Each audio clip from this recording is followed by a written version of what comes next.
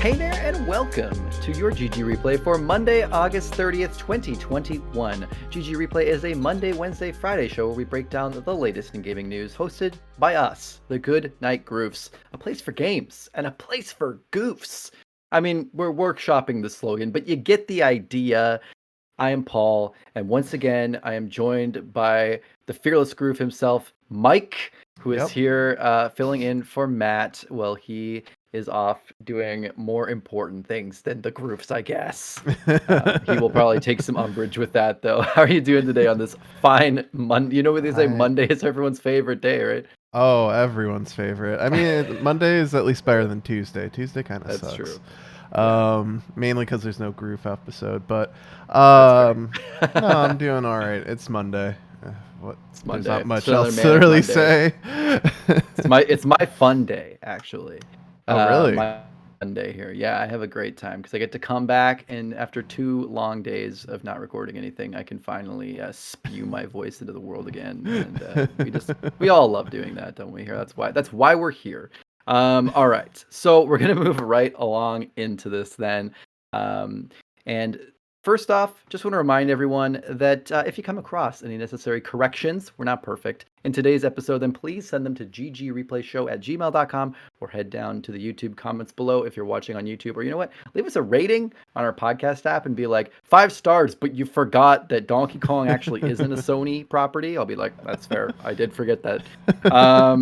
As it stands, we're perfect. 10 out of 10. No one has corrected us. I've got a correction. I know you didn't have any in the notes, but I do have a correction. Yes. You did say that Matt was going to be here today, and he's not. I did. I said on Friday, Matt will be back. And then as soon as we finished recording the episode, Matt's like, good job. I'll see you on Wednesday. And we're like, oh no, I guess we got to do another one of these. So that is true. Good correction. I feel like maybe there might have been a handful of the Matt stands waiting. But now we have a whole bunch of new Mike fans here who can't wait for another Mike Day, and you got it. Sure. You got it. All right, let's get right into the stories today. Nothing really crazy came out, so no big reviews, but we will move on to something that was something kind of crazy that came out that had some difficulties. We all know, Cyberpunk 2077. CD Projekt Red has hired members of the Cyberpunk game modding scene to work on official modding support and bug squashing. Now, this is pretty cool. CD Projekt Red has hired modders for level and quest designs before, but never specifically for like engine level stuff where they're getting in and they're fixing. They're adding modding support in general, which is pretty awesome, and also helping squash bugs. So these are like 2 of probably the biggest things that are needed in Cyberpunk, I think, from a lot of people's stances, is like there's a lot of bugs and there's no way for modders to really get in there and fix them properly because the modding tools aren't super, intricate. So this is pretty cool. Mike, what's kind of your take on this? Did you ever get a chance to play Cyberpunk, or are you waiting for the bugs to get squashed? No, I played a little bit of it at launch. I do own it on PC, and the first thing that I kind of noticed when I was playing was that I didn't experience much bugs. The PC really seemed okay, at least. Mm-hmm. So it was okay. I didn't end up playing much of it just because I noted how unfinished it felt. Yeah. In regards to them hiring modders, I mean, good.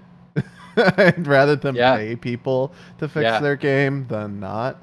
But at the same point, maybe it should have spent another year or 2 in the stove kind of cooking.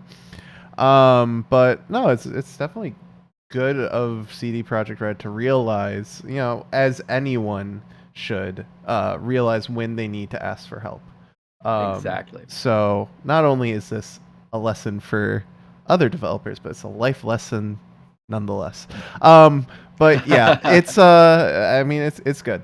I've got nothing else really to say about it. Yeah. It's good that they're doing it. For sure. It's interesting It's interesting that you said that you didn't have a lot of bugs. Neither did Matt. Matt also played on PC Cyberpunk, and he also Hmm. didn't really experience any bugs. And I know that obviously the console issues were one of the bigger pain points for Cyberpunk being buggy. But I did see that there was a notable amount of people that did seem to mention that the PC release had a lot of issues as well. But I noticed that, yeah, anecdotally, a lot of the people I've talked to who have played it on PC said they really didn't run into bugs so much as just like you said, unfinished portions, the game just kind of being light in places where it should have been different Yeah. based on what they advertised and marketed, right? There was just, you go through the opening segment. It's rather short, which didn't really enjoy the fact that the prequel, which is the only real choice that Yeah. you get at the start of the game, is like how do you start the game off? That Yeah. prequel area is really short, and then you get to you you have like all these adventures with Jackie that are Yeah. a uh, cutscene, montage, which was also just really disappointing. Then you go do your Yeah. first mission, then you get to your apartment. When you get to the apartment is when things kind of start looking unfinished. Before that, everything seemed pretty polished, really smooth. I was astounded by how good, the graphics looked. In the start, I picked the executive uh, starting story. So you Yep. start in a bathroom having thrown up, and you like look at yourself in the mirror, and everything seems really detailed. It's like, oh, this looks great. Then you get to your apartment, and you go look in front of the mirror, and it's like everything has been downgraded from the initial prequel like Yeah. storyline. It's very weird. It feels like they just polished everything up until the actual game started and then Yeah. just released it. I mean, you would go into the shower fully clothed. You would sleep on the bed weird. Like there's all these Yeah. glitches that everyone They're knows like, can we about. get you past the first 2 hour window of refund? Yes. Okay. Let's do that. Right? That's kind of where it Yep. felt. It felt like Mm-hmm. make sure the first 2 hours are pristine, and then everything Yeah. else we'll fix later.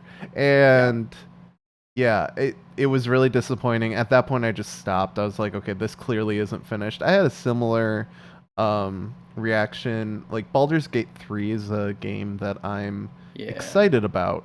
Same. And I got into the early access, and there was a point in it where I was like, okay, this is clearly not finished. Obviously, that has been told to me. It's early At least it's access. early access, which is nice. But Yeah. like at that point, I was like, okay, I uninstalled it because I don't want Baldur's Don't want Gate to play enough. 3 Yeah. on release to be ruined for me by playing the Yeah. early access. I got a taste of it. I like it. It's good. It's just it needs its Mm-hmm. systems fleshed out. Yeah. It needs all the content put in, and it needs, the common polish, bug fixing, etc. Yeah. So, I think Cyberpunk would Cybertruck. have, yeah, Cybertruck. I think Cyberpunk would have benefited from a similar early access, get it out there, let people see what it is, let people know that it's not finished, just to like sate the people who were like, why do you keep pushing this back? Well, they're pushing it back because Yeah. it's not ready. It's wild in 2020 in 2020, sorry. It's to see a game that they could release in early access and then they didn't. Like it's like early Yeah. access exists now. We can do that. I mean, obviously that's not how CD Projekt Red is going. They don't have, they're not really they have GOG. They're not really worried about, Steam as much and things like that. So maybe they're not going to get into that program, but they really could have maybe figured something out for early access and that might have been a good move to go with, but yeah, clearly they didn't. The game kind of, I think, for a lot of people, still feels like early access. We're just now Hmm. getting to a part where it's getting playable especially for console players. But yeah, Oh yeah. it's interesting. Also interesting to see. I saw a lot of people mention like how this is like a Bethesda thing, a classic Bethesda thing, to be like, okay, well the game's buggy as hell, but like the modders will fix the game for us, and we'll just give them modding tools to figure it out. Which I kind of like. Yeah. I kind of like seeing CD Projekt Red go like, okay, well, I mean, like, listen, I'm not a huge like, I'm not gonna give CD Projekt Red executives too much credit because I mean they're crunch monsters and they forced this game out the door. Um, Yeah. but I will say that, it's nice at least now that they've realized what's happening. They at least are doing some damage control by hiring modders, paying them money, and getting them to build the tools so that other modders can continue to work on the game. There's a cycle here that's good, and it's good. I think it's the step in the right direction. Yeah, I agree. Yeah. 100% agree. Now, talking about steps and directions, we see one of our favorite single-player developers, Naughty Dog, is now, they just posted on Twitter that they are hiring across multiple disciplines for the studio's first standalone multiplayer game. So this was on Twitter. Kind of weird. I mean, like obviously, lots of companies will post. Obviously they have to hire. They'll post internal listings for maybe a multiplayer game or something. But they made a real point on Twitter of saying that they're excited to hire for their first standalone multiplayer game. So it felt kind of like an early tease of a game. Um, what is this game? Is this, for the Last of Us original, the original Last of Us had some multiplayer? Is this Last of Us 2 multiplayer? Is this some kind of multiplayer, Uncharted thing? Is this something totally different? What do you think, Mike? Do you have any idea really, or any hot takes on what you think this might be? I have no clue. I have literally no idea. I mean, No idea. I would hope I would hope it's new IP. Me too. I don't want it to be Uncharted, a standalone Uncharted multiplayer game. If it is either The Last of Us or Uncharted, I would say Naughty Dog has got lost in the forest, jumped the shark, whatever phrase you want to use, but they've kind of lost what makes Naughty Dog games beloved. Granted, I'm not the biggest fan of them, and I know saying that will get Sony fanboys to berate Matt's our email. gonna listen to this later, and I'm not. Fist. No, me neither. But I know people are. I know the Yep. storylines that they tell are at least gripping to some. Yeah, they're clearly like well thought out storylines. Yeah. They're intending to tell a very like narrative experience, which is very different from what this could be. Now, I saw some people online saying like The Last of Us, like they're sure it's Last of Us 2 multiplayer. I don't even know how that would really function. That seems strange for such a narratively driven game, even more than the first one. It's so driven by the characters. And also I saw a lot of people saying it could be like a co-op game, which to me seems weird. I feel like they wouldn't call it standalone multiplayer if it were like a co-op game. I feel like it really feels like they're trying to push some sort of battle royale multiplayer weird thing here, like everyone else is jumping on. Yeah, I agree. I will say that it might be slightly on brand if it is like Last of Us multiplayer, because personally, Last of Us 2, Naughty Dog also missed the entire mark on, what would have made a good narrative story. We've shared our opinions on the story in our Discord, and like they rely so much. Naughty Dog feels like they rely so much on name recognition. Like they felt like Last of Us Part 2 wasn't gonna do well if you didn't market it towards Joel and Ellie. Yep. And it's like, well, maybe just make a good game. Yeah, absolutely. But I feel like Naughty Dog thinks they need the name in order to make a game do well, which they don't. Like Uncharted came out of nowhere. Like Uncharted was just new IP. Nothing IP, yeah. That ended up being good. Same with The Last of Us. Just do that. Like, just do what you do well. Absolutely. So. I totally agree. I don't really know why they would, like Sony would really bother giving Naughty Dog this kind of, like, why they would, I mean, that's not like it's Sony giving out, you know what I mean? But it's a weird way for the talents to be used. I feel like there's a lot of studios who could work on a multiplayer game that would be more, in tune with multiplayer, and this is like it seems they're doing hiring across multiple disciplines, so it seems like they're kind of like building a team just to make multiplayer, and it seems kind of like an interesting use of resources. I'm wondering, I don't know, I can't talk about it forever because we have literally no information, but I am interested in what we find out about this over the next year or two. I think it'll be interesting to see what they happen to do. I hope it's something novel. Yeah, I agree. It does feel very similar to like BioWare being told to make a multiplayer game, which happened. Or Or they're like with Control. Control was a big game, and now Yeah. they're like, oh, they're gonna make a Control like weird. What was it? It was gonna be like a Left 4 Dead style game or Yeah. something in Control. Very strange. Like it's Just just like you don't odd. Just need the why? IP. You don't. I think a lot of these companies are like focused on this whole like in the universe of this, in the universe of that, and now they're like, oh, we have to use that Well, branding somehow. It's like you don't have to. it's easy to hook You people in with I know. old branding, right? You already have Exactly. people who like that IP, so they're like, "Oh, I'm Yeah. already intrigued because it's in the IP that I like." Exactly. So I get it, but you Yeah. see during the Microsoft E3 conference, like all these games that were brand new IP that I can't think of off the top of my head, but there was a bunch of like there's a vampire hunting like 4-person co-op shooter. Well, that was That's I think brand that was new. a vampire. Wasn't that a Vampire the Masquerade thing? Not that one. Vampire Bloodlines? Oh, okay. Redfall. Oh, yeah. Redfall Yeah. was so weird. Yeah, that And was it's so great. weird and random, but like I'm interested because it's new and different. I mean, not super different. Everyone, it's Left 4 Dead, but with vampires, it seems. Yeah, But like, it looks like they're putting a it's lot different. of money behind it. Yeah, it's You know, different. X Defiant. It's different. I don't It think it's is. good, but it's different. Yeah, exactly. I think it's cool to get out there a little bit different. It reminds Yeah. me of I was doing some research because there's a we'll talk about it later, but there's a Dead Space thing coming up, and there's the original creator of Dead Space, and some of that team are working on a game. What is it, Callisto the game or something? And that's a Dead Space kind of spiritual successor that they're working on, and a lot of people are very excited for it. But the little click here is that it's in the universe of PUBG. Is there even a PUBG like lore? Is there a lore behind PUBG? Is there a world there? I don't even know, but apparently, I guess there is. Some people think it might be like where it's just kind of like in the background, like some text or some things you'll find that'll kind of like clearly give you an idea that there's like an item that you would also see in PUBG that might make you think of PUBG.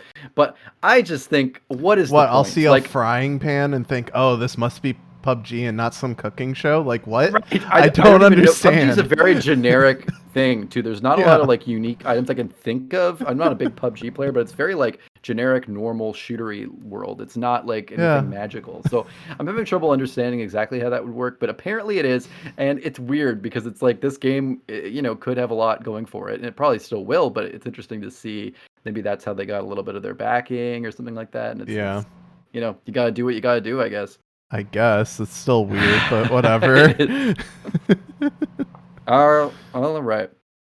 So, moving on, talking about Valve. We mentioned Steam a little bit earlier. Well, Valve recently won an appeal against Scuf and Corsair regarding the controller back buttons. So this could, now we don't know, this is an appeal, so we don't actually necessarily have that this is definitely going to go through.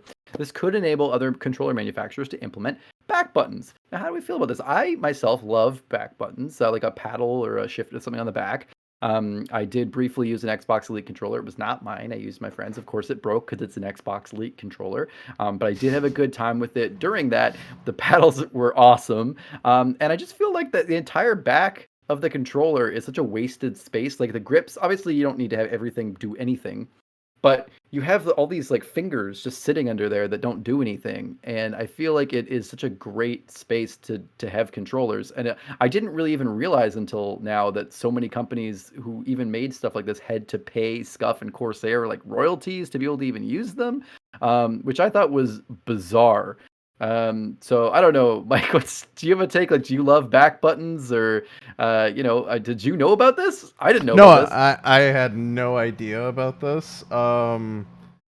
I wondered where back buttons went because I knew they were a big thing, and then they just like disappeared. But to be honest, I feel like I had an Elite controller. The way I hold my controller, I'm looking at a controller right now, which is why on video I'm looking down. But like. Mine, okay. I don't. I hold like this.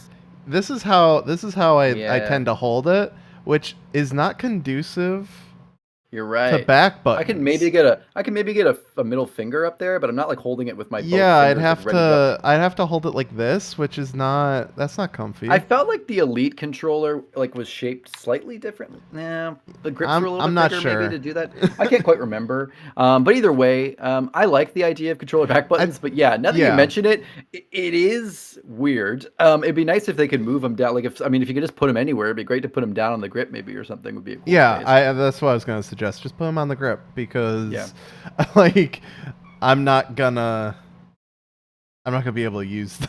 I don't think. Yeah.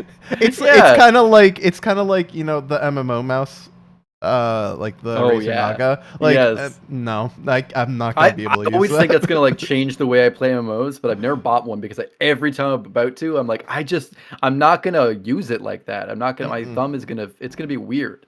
I've got fat Maybe. enough thumbs. I don't need to Yeah. try to hit 9 buttons with my Yep. thumb.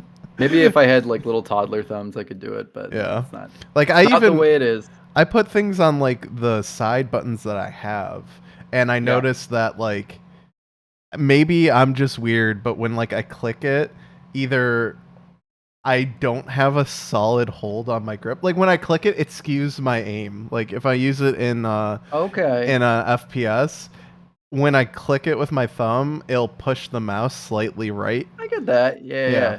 You're just And too strong, Mike. You're just yeah, my you thumb just press them muscles are too hard. just too strong. Yeah, All so that gaming. I don't know. I like as minimal buttons as possible. Yeah. I get that. That's a good take too, actually. But no, I think back buttons are inevitable. I'm honestly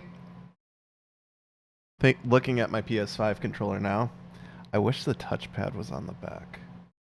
Yeah, I think that's actually a great spot for it. I really think the touchpad actually is a cool feature. I know we were talking about it recently on our Discord actually, and I think Matt Yeah. was saying he kind of thought it wasn't a great peripheral. Is that right? No, Or I was it said you were that. saying? You were saying it. You were saying it, Mike. I couldn't I remember.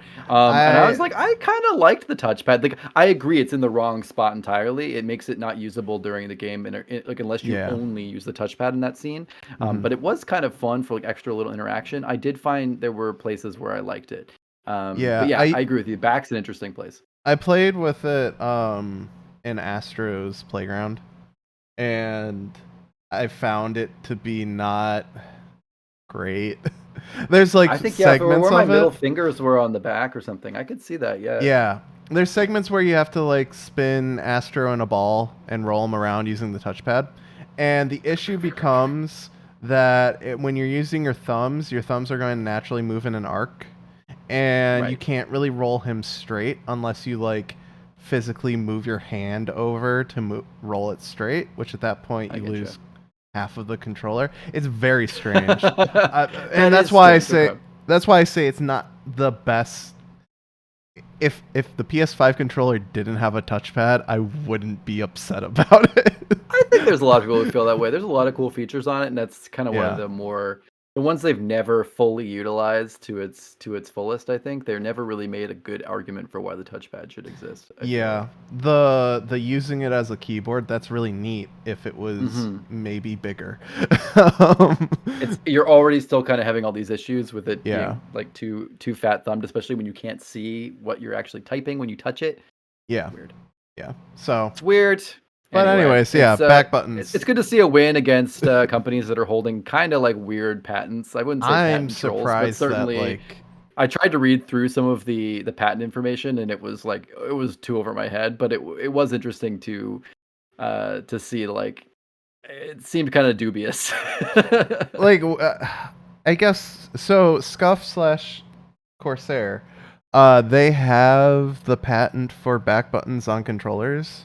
Yes. Okay, label me as ignorant, but what controllers does Corsair make? I'm wondering if Scuff, and Corsair are the same company, perhaps? It looks like Corsair bought Scuff Gaming, or vice versa. They're the same Oh, company, okay, yeah. Scuff.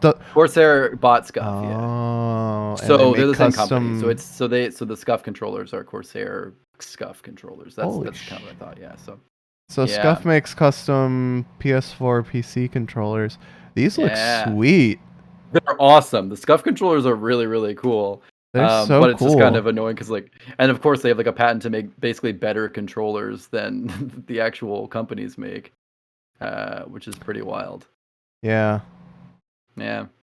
So Huh. something. Yeah, I'm Yeah. curious as to how they get away with having this patent though, because it's like, Yeah. Well, it sounds like they might not be able to anymore. right, right, It right, right. sounds like But like Valve's gonna add how them. they've had it this long, because And it makes me wonder if Microsoft has been paying them royalties potentially, unless they found a way that those paddles can go against it. A lot of people were saying maybe we don't know, but Microsoft could have been maybe paying them to use the Elite controller paddles. It's very interesting, and interesting to see Valve kind of go after it too, because I mean, obviously they make less controllers, than like a Microsoft or yeah, Sony or someone would. But clearly that's something they're looking to get into, more and more, especially as they're moving into hardware even more than before. yeah, But yeah, kind of interesting. yeah. I personally don't God, I care haven't looked at for. Scotch controllers in a while. These are awesome. Yeah, no, they look sweet. I personally don't care for the Steam controllers. I don't think they're No. great. Um, Yeah. I know some people have them. I've heard people that like them, and they're just not for me. Yeah. Um, You just but hate Steam hardware. me? No, Yeah. I don't hate Steam hardware. I thought you hated the Steam Link or the box. Didn't you also not like that? I thought the Or no? Steam box was silly because There you most go. most people that I Skeptical of the knew deck. most people that I knew that had a Steam box ended up just plugging their computer into their TV Yeah. anyways. So Yeah. that's why I was like, that seems kind of silly. But It is a little superfluous. the Yeah. Steam Deck, I'm still out.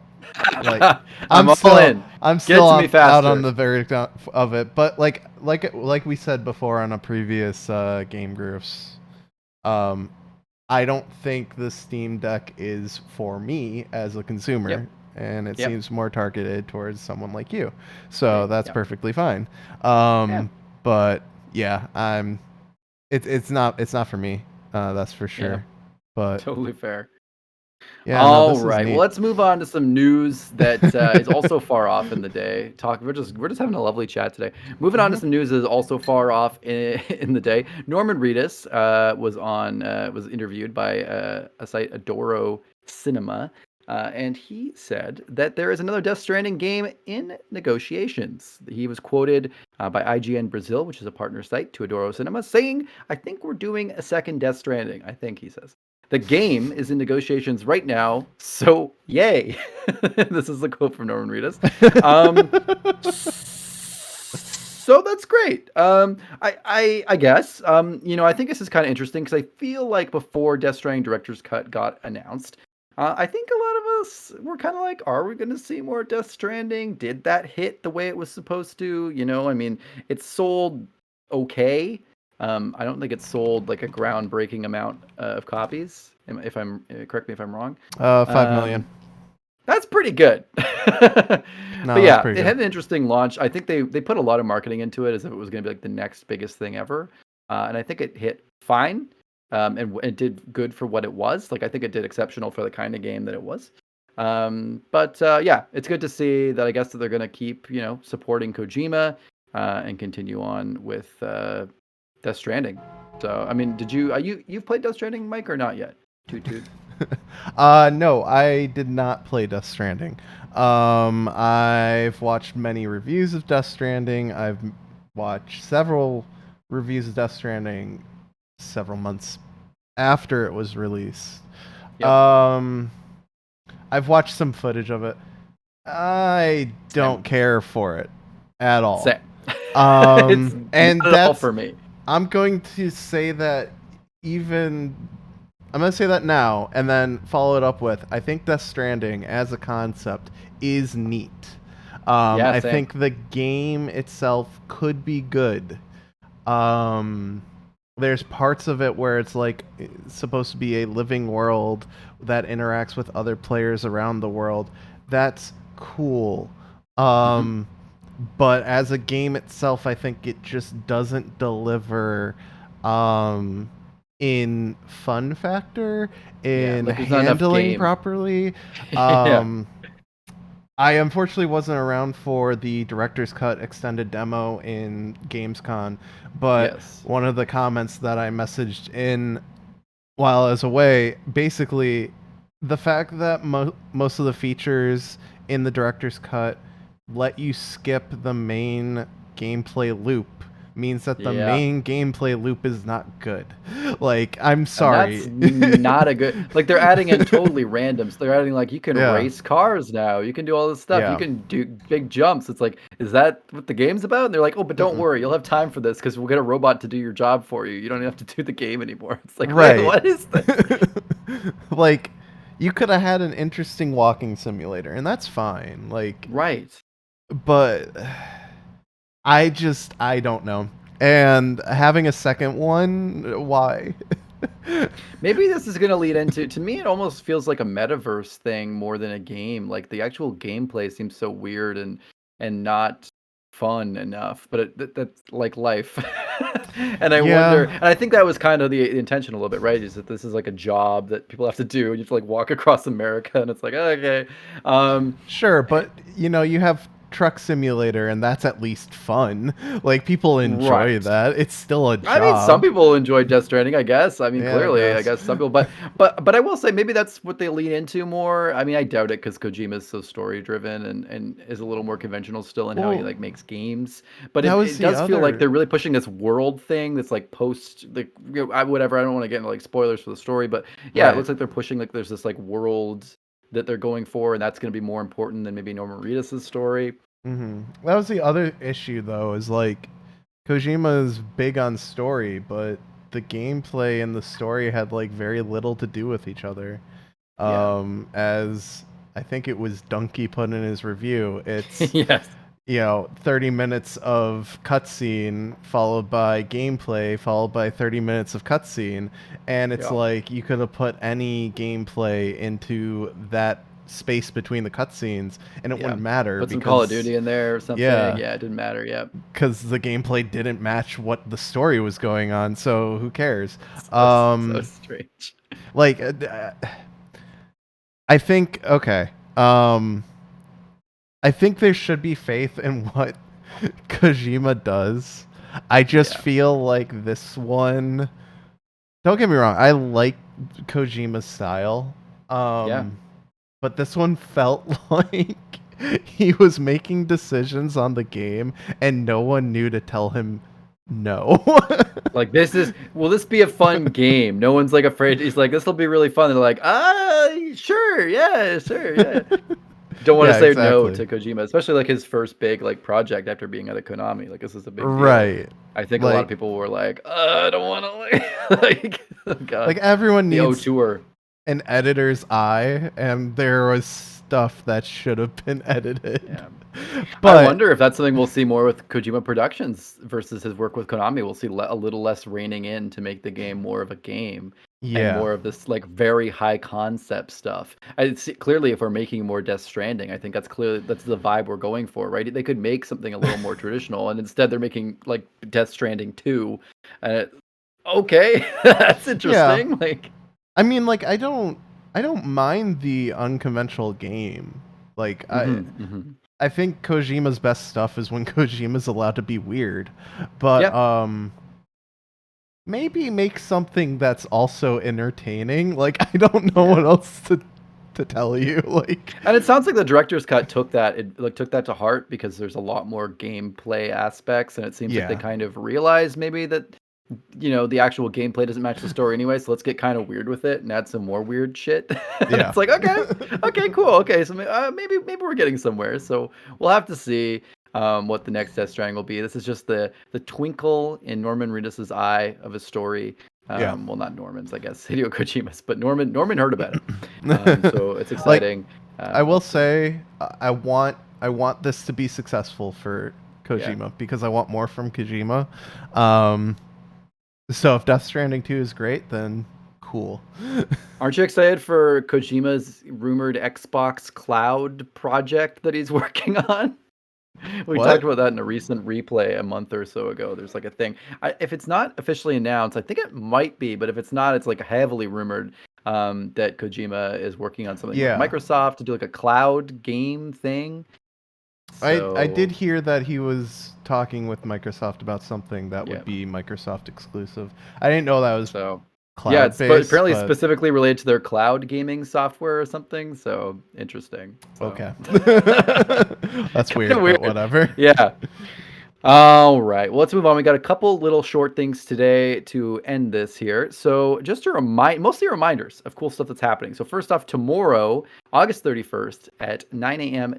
Pacific or 12 p.m. Eastern, if you're over here on the Eastern side like us, it is going to be a first look at Far Cry 6 gameplay on the Xbox Series X with the Ubi News crew. Maybe that's, I don't know what the name of that. So, looks like they'll be streaming some Far Cry 6 gameplay, which is pretty cool.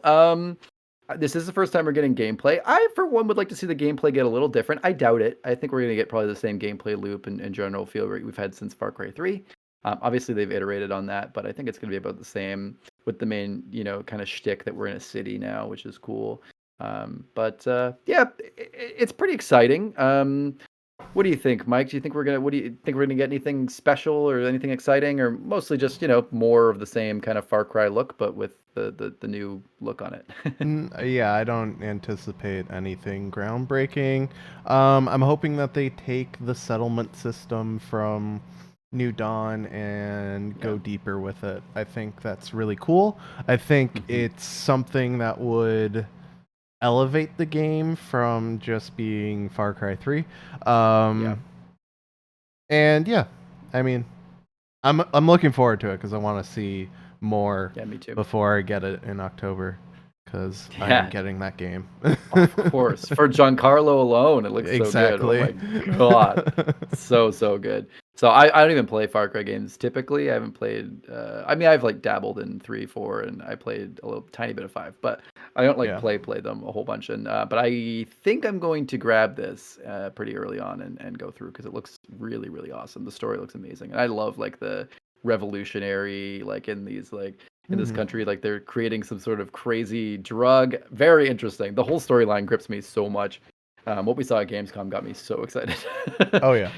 um, okay, and also another thing that we're getting tomorrow, Motive Studio are bringing you a very early look at the development of Dead Space.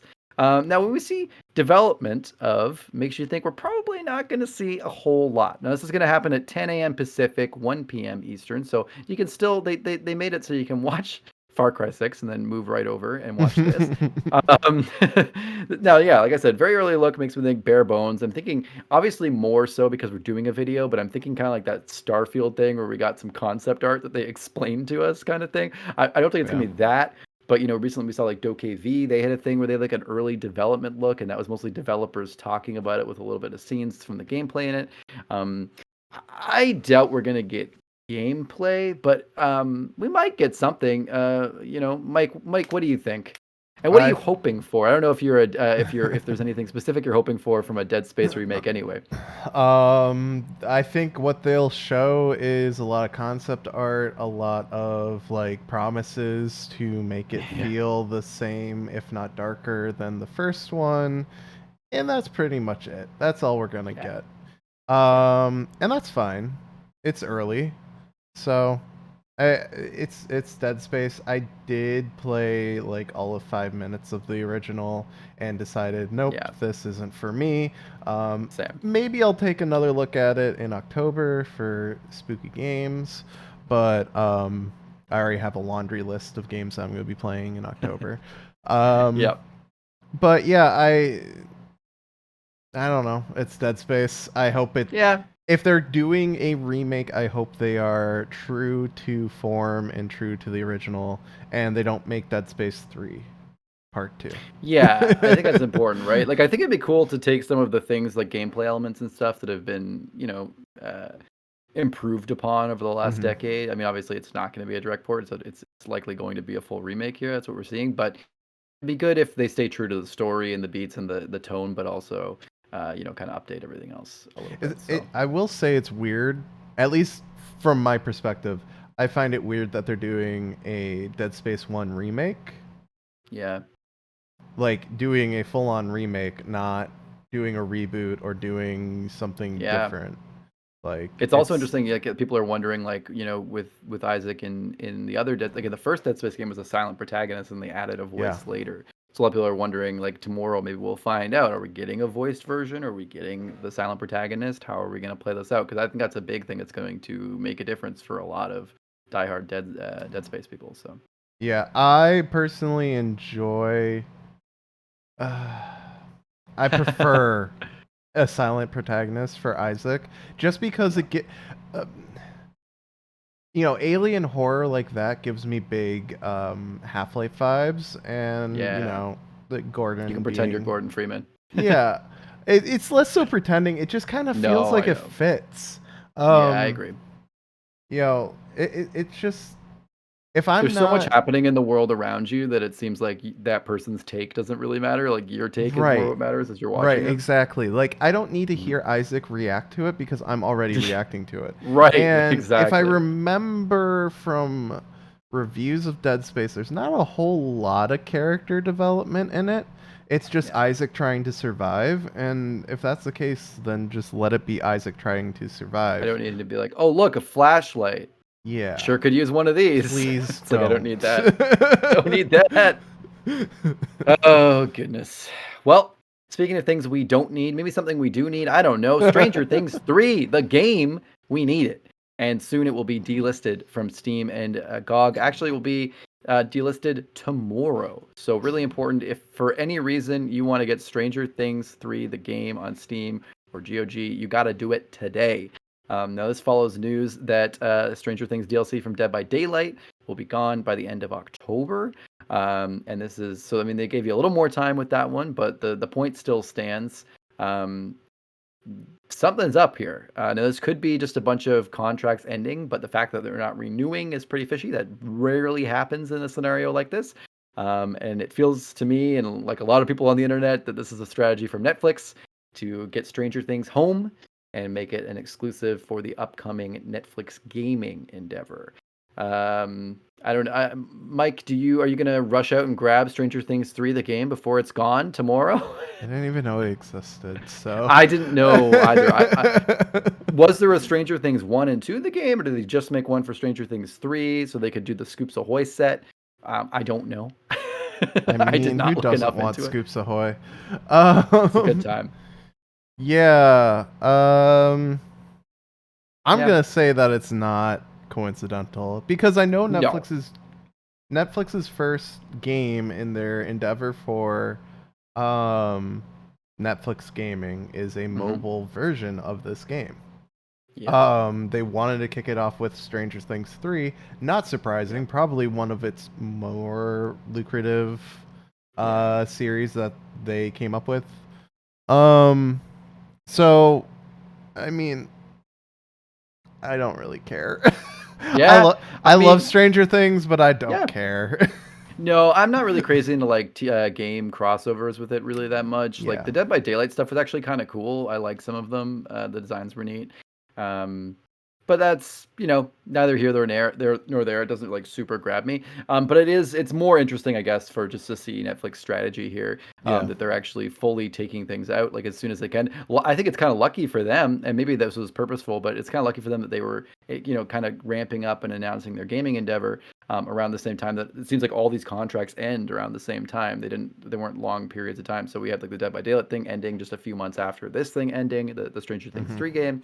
And we're seeing this all kind of fall off of different stores within a few months, which is ideal for them, I guess. I mean, maybe it's not contracts ending. It could be them, asking or trying to break. I don't know. I'm just saying it is interesting to see all this happen at the same time. Yeah. And cool. I think it's one of their franchises that best translates to games. It's one of the things that has that most probably cross appeal with gamers as people who like Stranger Things, especially gamers who I think Stranger Things fans also kind of like translate to people who like watching streams, like game streams. I have a feeling that kind of like blends in with like the Twitch watch it online, stream it crowd, and I think that's going to play in well with Netflix gaming. I think that's kind of what they're going to Yeah. move toward on the more like hardcore end. I mean, hardcore I say with like a huge asterisk. I just mean more than like the baby games that it sounds like they're going to make as well. Um, so yeah, it's interesting to see. Yeah, Netflix TV really gonna try to compete with television or But the whatever question it's is, called? will Netflix have back buttons on the controllers? We'll have to I don't know. see Is there a if back they button can. on my phone? If yeah, it's like see if they can do that. They can make a special controller just for Netflix. It looks a Good lot like a God. TV remote, but there's a trigger on it. That sounds like a gun. That could get them in some trouble. I'm not sure. All Yeah. right, it sounds like or like a PlayStation Move controller. All right.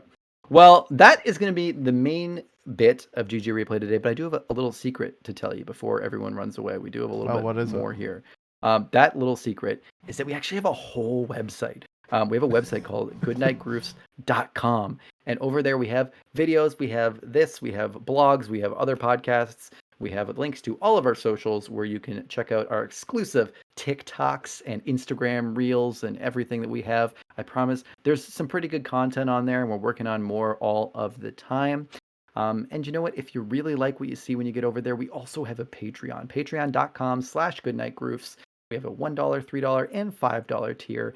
And the $3 tier will get you early access to our all-encompassing gaming podcast, Game Groofs, which is where you'll hear more of Mike. I said on Friday that's where you'll hear Mike again, but then he came back today. So maybe you'll hear him here too. I don't know.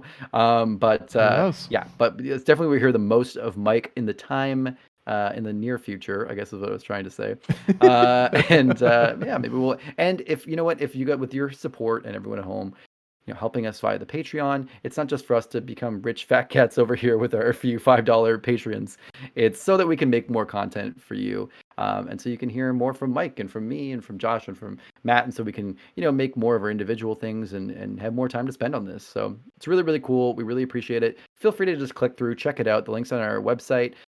We also, like I said, $1 tier. It does get you some little perks, and the perks are only going to get better the more that we move on.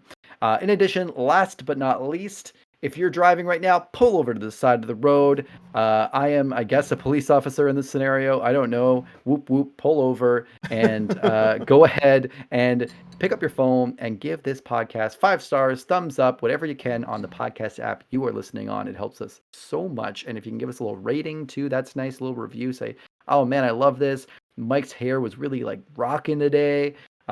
Which it is, looking sharp.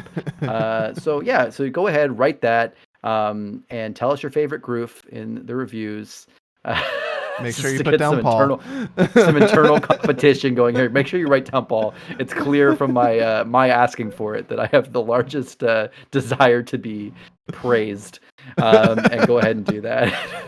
And with all of that said, that's going to be it for this GG replay. Mike, do you have anything to say before we head out of here?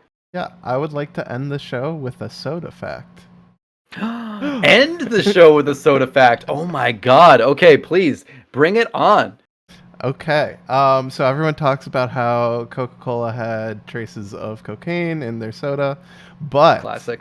did you know that 7-Up originally was called Bib Label Lithiated Lemon Lime Soda because it had lithium citrate, which was a medication for bipolar syndrome. Interestingly enough, Mike, I'm pretty sure I did not know that, but I'm pretty sure Matt actually gave us that soda fact about a month ago on one of our Friday soda facts. Perfect. I remember that one. So there you go. For anyone at home who didn't know that, pretty crazy soda fact, I think. Yeah. Actually, yeah, pretty cool. So, if you're ever feeling a little bit all over the place, don't drink a 7-Up. Go see a mental health professional who can help you, I think is the key. Unless you have a time machine, and then maybe it'll help a little bit, but, it's a gray area. I am not a doctor. That is going to be it for GG Replay for today, for Monday, August 30th, 2021. I feel like this one was a bit of a train wreck, but also you gotta have a fun train wreck every once in a while. You gotta get a little weird with it. I hope everyone has a fantastic rest of your day, and we will see you again on Wednesday. Maybe Mike will be here. Maybe Matt will be here. Someone whose first name starts with an M will be here, and that is what's important. Good night, Groofs.